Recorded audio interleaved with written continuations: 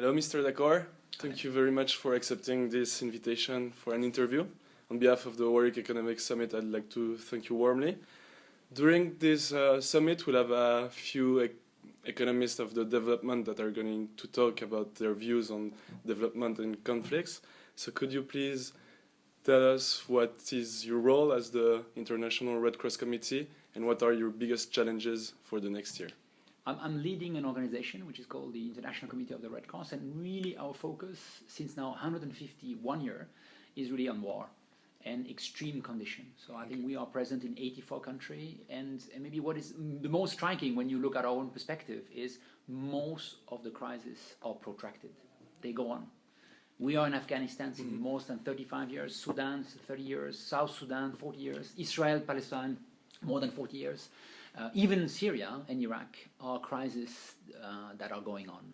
And I think maybe this is the biggest challenge for the people we try to protect and assist, is they are confronted with multiple issues. You know, when we think about humanitarian, you always think, oh, maybe there's a crisis, you know, an emergency, let's bring help, and that's over. I mean, when do you think emergencies start in Syria? When does it finish in Palestine? When does it start in Yemen? You know, it's a very complex environment, and I think what is maybe the biggest challenge for me in my own organization, but also I think for humanitarian, is to be able to provide a very relevant response when you're really trying to understand what are the needs of the people. Not that you develop that here from Geneva or from London or from Warwick University, but really in close proximity to people. And that's maybe the second challenge, is access to people. A lot of humanitarian right now are, in fact, accessing people through partner, not themselves directly. And I think we as humanitarian, we have to be in close proximity with people, including in difficult places. So not only in Damascus, Syria, but also in Aleppo. Not only in Kabul, but in Herat. And this is what makes a hell of a difference, when you're very close to people. So that's my two challenges. Relevant, but also being able to be in close proximity with people. Okay, thank you very much. How is new technology and social media going to help you to access new people in a different manner in conflict areas?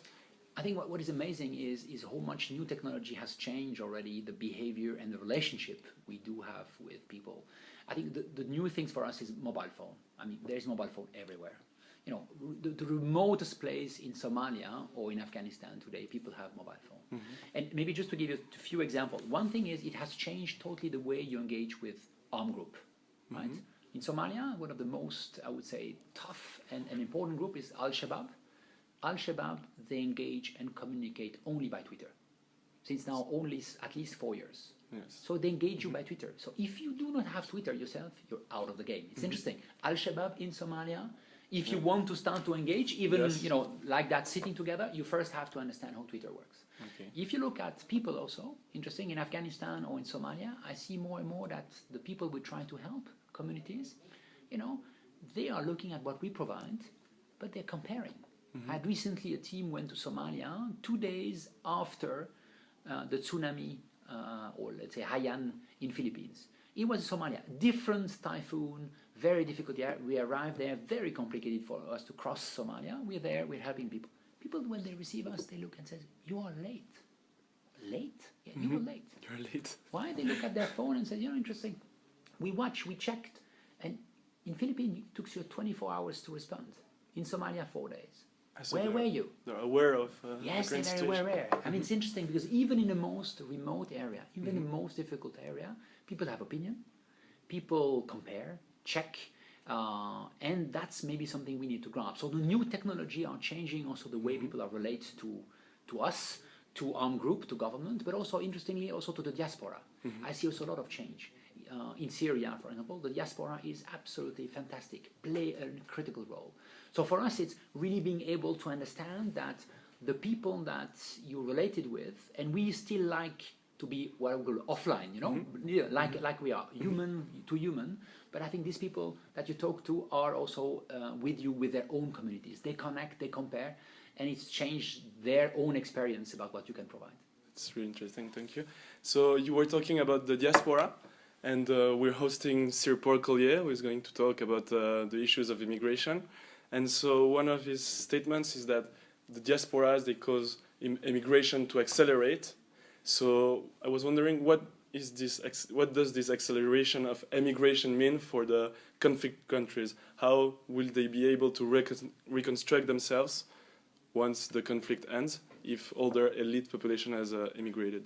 It's a major issue, and by the way, I'm very happy that you have Sir Collier with you, because I think he's one of the rare men, I think, who really think immigration differently, and I think we need that deeply.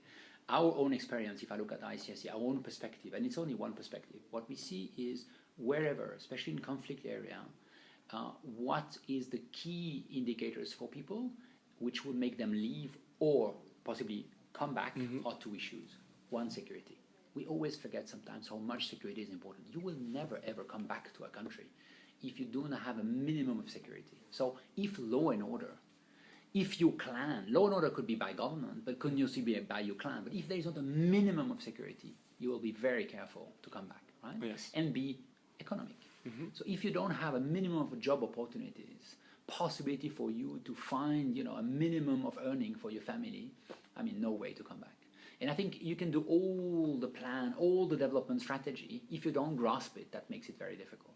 And what I found right now a little bit problematic is that both migration, but also security issues and economic issues can hardly be dealt through only the prism of a country.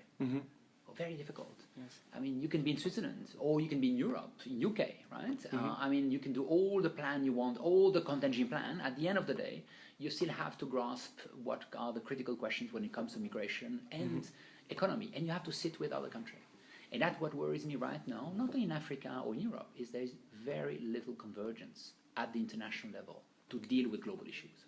Being conflict, it could be economy, it could be also migration, and that's what I found so difficult. So yes, I think we will have to look at strategic vision when it comes to migration. We will, in the ideal, like I think Sir Collier is saying, having also a realistic approach when it comes to migration, including talking about contingents, numbers, thinking strategically, but you cannot do that only through prism of a country. Okay. And that's what the problem is right now.